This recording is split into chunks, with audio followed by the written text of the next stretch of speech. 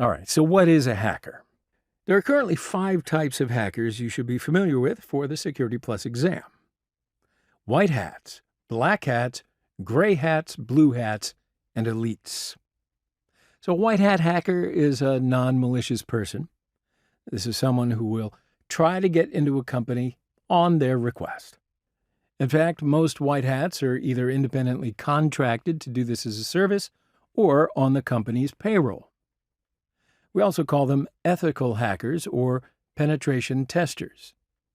They are highly professional, use open source tools and their own toolkits to enter a company and test the company's defenses. On the other hand, those with black hats are malicious. So these are the bad guys. These are the malicious hackers who try to break into computer systems and networks without anyone's permission or consent. In the movies, they always portray them as someone with a black hoodie, hunched over a keyboard at 3 in the morning in a darkly lit room. Now, it may or may not be the case, but the concept is there. These are the bad guys. These are the people trying to break into our networks and steal our information. Or they try to take money from us as a ransom to get our information back. Now, there's something known as a gray hat in between the white hat and the black hat. The gray hat is a hacker, not affiliated with any company. They then try to break into a network, and then by doing so, they risk breaking the law.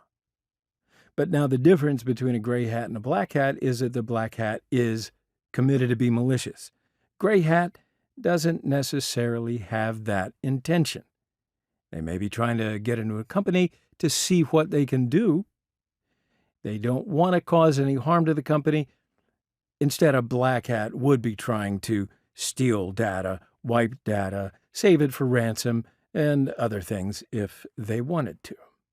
Of course, when we look at the gray hats still break the law because they're not the ones given permission to get in and get out of these nets. And so, yes, they are on the bad side. But they can also be good guys because most of the time they go into a company and come back and say, hey, like Facebook, Apple, whoever, I got into your network and this is how I did it. Now, go and patch this vulnerability. So because they're a little white and a little black, we call it in the middle, so gray, the gray area. But they're still breaking the law because nobody wanted them to get in, right?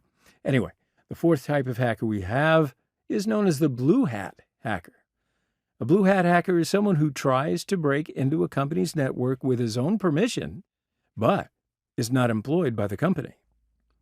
Now, yes, it could be someone who's actually a freelance ethical hacker or freelance penetration tester. Now, in cases where a white hat is actually hired and paid for by the company and is concerned for the company's security, it is not a blue hat, on the other hand. They may be doing this as part of something like a bug bounty program. And in a bug bounty program, the company will allow anyone to join to look for and find vulnerabilities in their systems. In fact, many companies sign up with a company called HackerOne, which is a central repository for bug bounty programs. Blue hat hackers go to HackerOne and register themselves, and then they choose the companies that they want to target. So by doing this, they now have permission to target these companies within a guided set of interaction rules provided by HackerOne. And if they do find a vulnerability or a way in, they can report it back to the company. And then the company agrees, or has agreed beforehand, to pay them some money based on what they found. So it basically allows companies to have a large pool of ethical hackers who are constantly chasing websites at a very low cost. Instead of directly hiring these people, they only have to pay when they find a mistake. And the last category is what we would call elite. Elite hackers are people who find and use vulnerabilities before anyone else. These people are the ones who create their own tools. They make their own programs, and they're the ones who will develop tools that pretty much everyone, white hats and black hats, will use. So, is an elite hacker good, or are they a bad guy? White hat or black hat? Can be either. depending on who they are.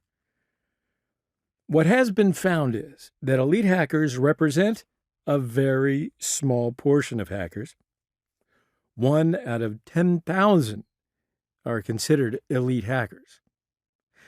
So these people, if they had malicious intentions and were malicious in nature, we would classify them as black hat elite hackers. But if they're doing a penetration test and working on the good side, well, they can be an elite white hat hacker. And that's why the elite doesn't refer to whether they're good or bad, but instead the skill level of the attacker. Now, on the other side, we have something called script kiddie. Script kiddies are people who think of themselves as hackers, but often don't know what the heck they're doing. Script kiddies mostly use programs written by others. By running these programs, they want to see if they can hack the systems that they target. So this is what a script kiddie does. Elite is all the way on the other side. They know very well what they are doing. These people are the best of the best and act extremely professional. Script kiddies are the babies of the group. They work to take the first step toward becoming elite. But who knows?